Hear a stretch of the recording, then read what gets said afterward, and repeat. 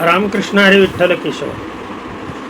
शेती असेल तर उत्पादनाचे पीक न करता हे का करावं, असा व्हिडिओचा आजचा विषय आहे.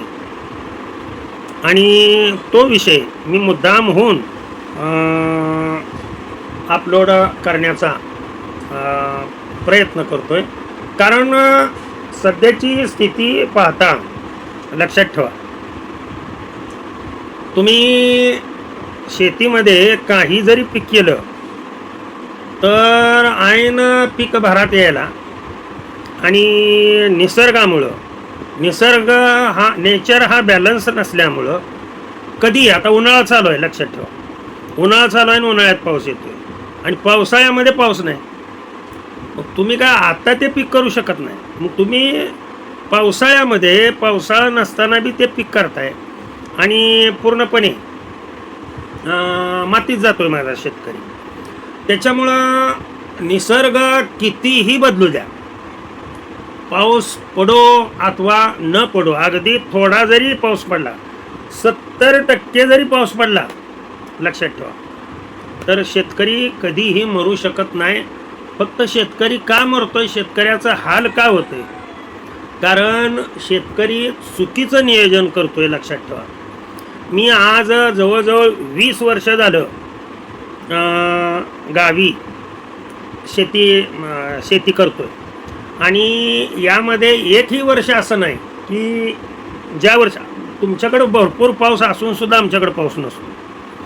अशा स्थितीमध्ये मी या शेतीमध्ये माझी जमीन काय मी नापीक ठेवली का, तर नाही. लक्षात ठेवा, ह्याच्यावरती मी सोल्युशन हे काढलं.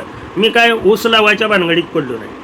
लक्षात ठेवा, त्यानंतर कुठला भाजीपाल्याची पिकं करण्याच्या भानगडीत पडलो नाही. लक्ष द्या या गोष्टीवर. हळूहळू काय झालं आहे, जमिनीतला पाण्याचा साठा हा हळूहळू पाऊस रेग्युलर पद्धतीनं न पडल्यामुळं हा साठा हळूहळू संपत चालला आहे आणि आपलं जीवन हे परावलंबी झालं आहे. नळाला कॅनलला पाणी आलं तर पिकाला देता येतं आहे.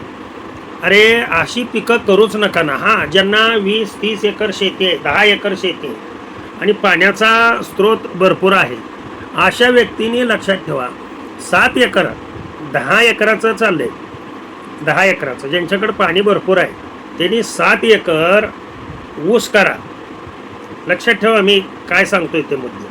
पाणी जर भरपूर असेल तर ऊस केल्यानंतर ऊसाला नाही म्हटलं तरी सध्याच्या स्थितीमध्ये 3000 रुपये टन तरी अगदी भाव सजासजी मिळतो. आणि त्याच्यापासून ऊसापासून मिळणारा पैसा म्हणजे तुम्ही बँकेमध्ये केलेलं फिक्स डिपॉझिट. मग हा पैसा तुम्हाला एकदम मिळत असेल तर वर्षभर किंवा संसार चालण्यासाठी तुम्ही काय करायचं आहे, काय पीक न करता, उत्पादनाचं पीक न करता काय करायचं आहे ते मी सांगतोय.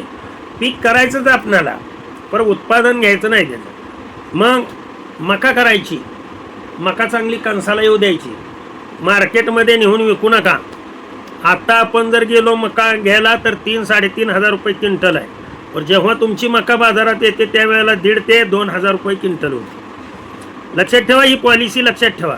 त्याच्यामुळं मका अशी कणसात आली, चिकाच्या स्वरूपात आली की तिचा मुरघास करायचा आणि तो बॅगातनी भरून ठेवायचा. आणि हा मुरघास तुम्ही कोणतंही पालन करू शकता. शेळी पालन करू शकता, मेंढी पालन करू शकता, गाय पालन करू शकता, म्हैस पालन करू शकता. ह्या चारही गोष्टी अशा आहेत. गाई आणि म्हैसपासून दूध मिळणार आहे. दुधाचा कितीही भाव कमी झाला तर लक्षात ठेवा, आता 20-22 रुपयाच्या खाली दुधाचा भाव येऊ शकत नाही आहे. लोकसंख्या तेवढी वाढलेली आहे.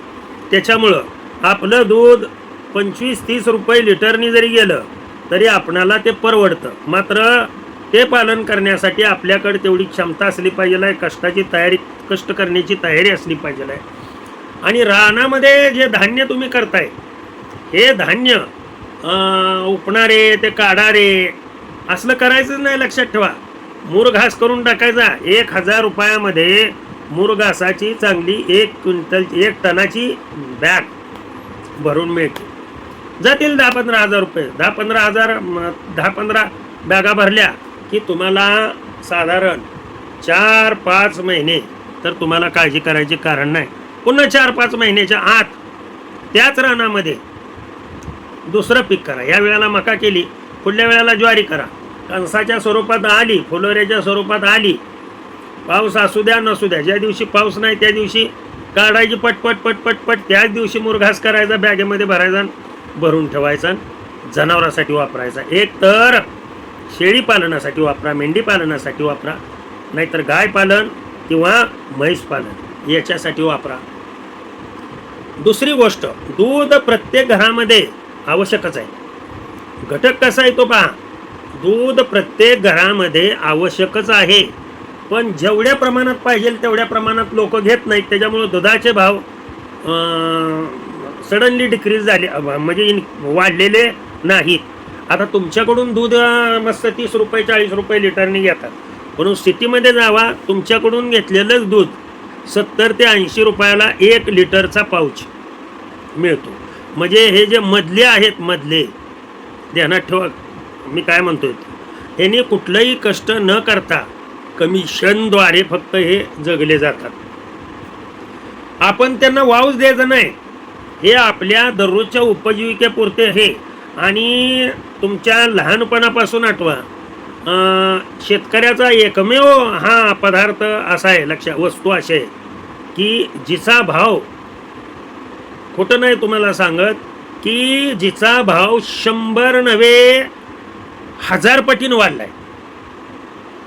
नीट लक्ष द्या. 5 पट 10 पट 20 पट. चांगलं मला आठवतं माझ्या लहानपणी बरं का, अगदी 70-71च्या कालावधीमध्ये आमचे वडील सांगायचे आजूबाजूच्या लोकांचा, म्हणजे मांसाचा भाव, किलोचा भाव सांगायचे. त्यावेळेला वाट्यावरती असायचं, वाट्यावरती. आलं का लक्षात? 40 रुपयाला वाटा, 30 रुपयाला वाटा, 50 रुपयाला वाटा. आता केवढ्याला झाला आहे तेवढा सांगा.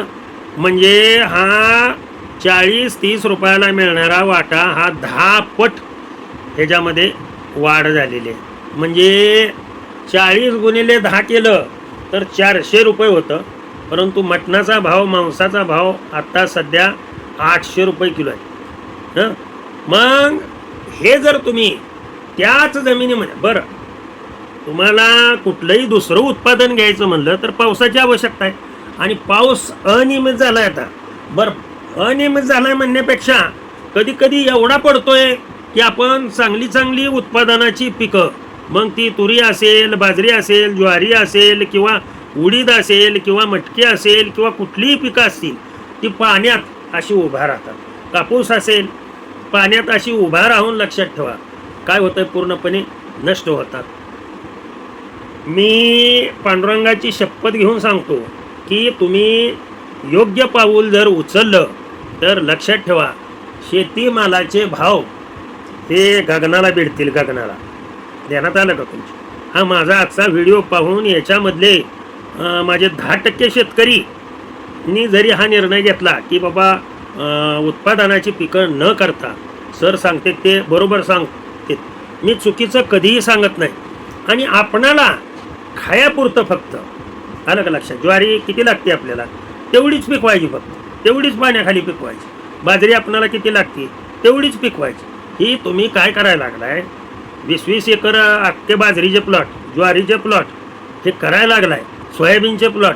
आणि ऐन वेळेला मार्केटमध्ये तुमचा माल आला की आता जे गगनाला भिडलेले भाव आहेत ते निम्मेच भाव होते, आणि त्याच्यामुळं तुम्ही आयुष्यात सुधरू शकत नाही. आत्महत्याशिवाय तुम्हाला पर्याय राहत नाही.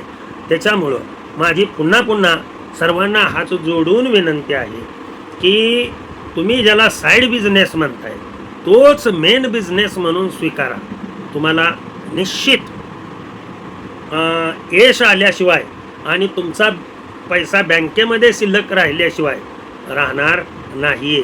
सध्या अशी स्थिती आहे, तुम्हाला कुठलं कार्य करायचं म्हणलं तर ह्याच्या पुढं हात पसर, त्याच्या पुढं हात पसर, अशी तुमची अवस्था आहे. रोजगाराने जी माणसं तुमच्यामध्ये येतात ती ती तुम्हाला व्याजाने पैसा लावायला लागली. त्यांच्याकडे जमीन नसून लक्षात ठेवा ती तुम्हाला व्याजाने पैसा लावायला लागले. तुमच्या 40 एकराला काय करताय?